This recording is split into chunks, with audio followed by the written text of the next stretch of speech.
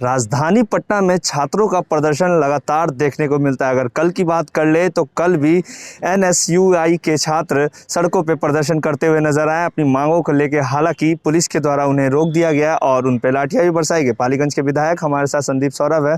संदीप, लगातार छात्रों के मुद्दा को लेकर बिहार विधानसभा के बजट सत्र में बिहार सरकार के पास उनकी मांगों को लेकर आवाज़ उठा रहे हैं। छात्रों के साथ सड़क पर भी उतर चुके थे। संदीप, लगातार छात्र के जो मुद्दे हैं वो आए दिन देखने को मिलते हैं, सड़क पर प्रदर्शन करते हुए नजर आते हैं अपनी मांगों को लेके।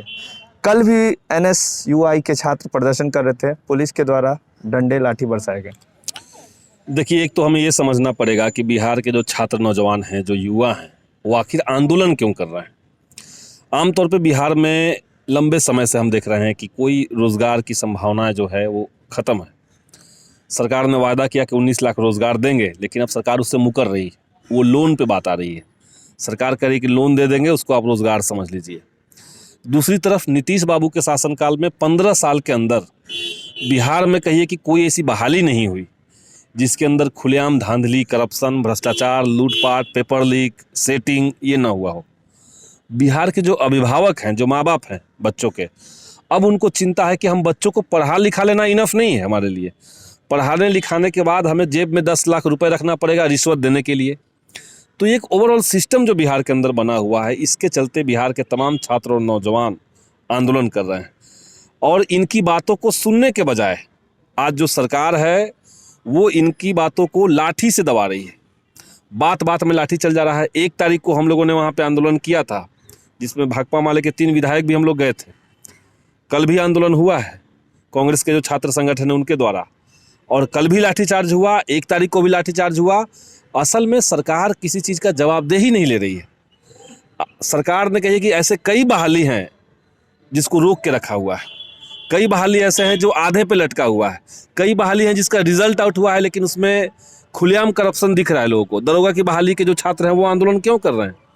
दरोगा का बहाली में पीटी में भ्रष्टाचार हुआ, पेपर लीक हुए, मेंस में लीक हुए, और दोनों का क्वेश्चन पेपर जो है वो सोशल मीडिया में घूम रहा है, पूरी दुनिया देख रही है।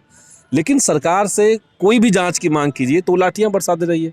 तो ये तो बिहार के साथ कहिए कि एक दुर्भाग्यशाली सरकार बिहार के सामने है, जो उनकी बातों को सुनने के बजाय, उनसे बातचीत करने के बजाय लाठियों से, डंडों से, वाटर कैनन से, आंसू गैस से उनकी आवाज़ रोक रही है। तो ये तो बहुत अनफॉर्चुनेट है और कंडेम करने लायक। क्या संदीप, छात्रों के साथ लगातार मुद्दे बन रहे हैं, उनकी समस्याएं हैं, एग्जाम को लेके, कॉम्पिटिटिव एग्जाम लगातार धांधली भी आई, तो क्या बिहार सरकार उनके मुद्दों को समझने, सुनने की बजाय जो लाठियां बरसा रही है, या कहीं ना कहीं दमनकारी नीति अपनाई जा रही है कि नहीं? एकदम, देखिए, ये एक तरह का ट्रेडमार्क बन चुका है। एनडीए जहाँ जहाँ देश में है वहाँ इसी तरीके से सरकार चलाई जा रही है।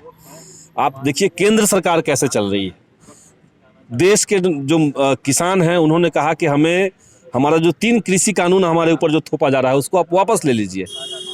बिना उनसे अभी तक प्रधानमंत्री एक बार भी बात नहीं की है। 250 से ज़्यादा किसानों की जान जा चुकी है, लेकिन प्रधानमंत्री उनसे बात नहीं किए, बल्कि उल्टे जो किसान आंदोलन करने वाले लोग हैं उनको केस में फंसाया जा रहा है। उनके जो आंदोलन करने की जगह है उस जगह से आगे कील गाड़ दिया गया है। जो उनके समर्थन में बोलने वाले लोग हैं, जो मीडिया के लोग हैं, उनको जेल में डाला जा रहा है। तो केंद्र सरकार ऐसे चल रही है। भाजपा का शासन देखिए उत्तर प्रदेश में भी है। किसान आंदोलन में भागीदारी करने के लिए 6 किसानों को इन लोगों ने 50 लाख का प्रति किसान फाइन कर दिया। ये कहाँ का तंत्र है? ये कौन सा लोकतंत्र है? जब देश के संविधान का आर्टिकल 19(1)(a), 19(1)(b), 19(1)(c) ये तीनों ये कह रहा है कि शांतिपूर्ण तरीके से सरकार की नीतियों से असहमति व्यक्त करना, सरकार के खिलाफ शांतिपूर्ण तरीके से आंदोलन करना, एकजुट होना, ये संवैधानिक अधिकार सिर्फ नहीं है बल्कि संवैधानिक जिम्मेदारी भी है। अब उस जिम्मेदारी को या उस अधिकार को कहिए कि जनता प्रैक्टिस करना चाह रही है, आंदोलन करना चाह रही है, आप उसको इस तरीके से दबा देंगे, उस तरीके से खामोश करवा देंगे।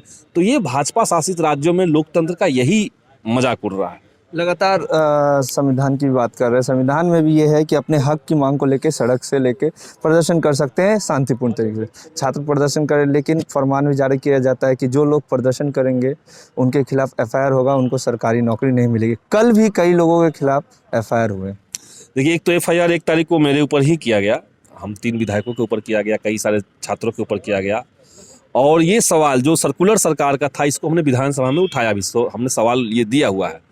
सरकार की तरफ से जवाब क्या आया उसमें कि हमने तो यही कहा है कि आप आंदोलन करते हुए आपके खिलाफ एफआईआर दर्ज हो जाएगा और आप कुछ गलत काम करेंगे, आपराधिक काम करेंगे तब होगा। हमने कहा आपराधिक काम के लिए तो पहले से ही कानून था, हम आंदोलन करते हुए नहीं, ऐसे ही आपराधिक काम करेंगे तो हम हमारे ऊपर कार्रवाई होगी।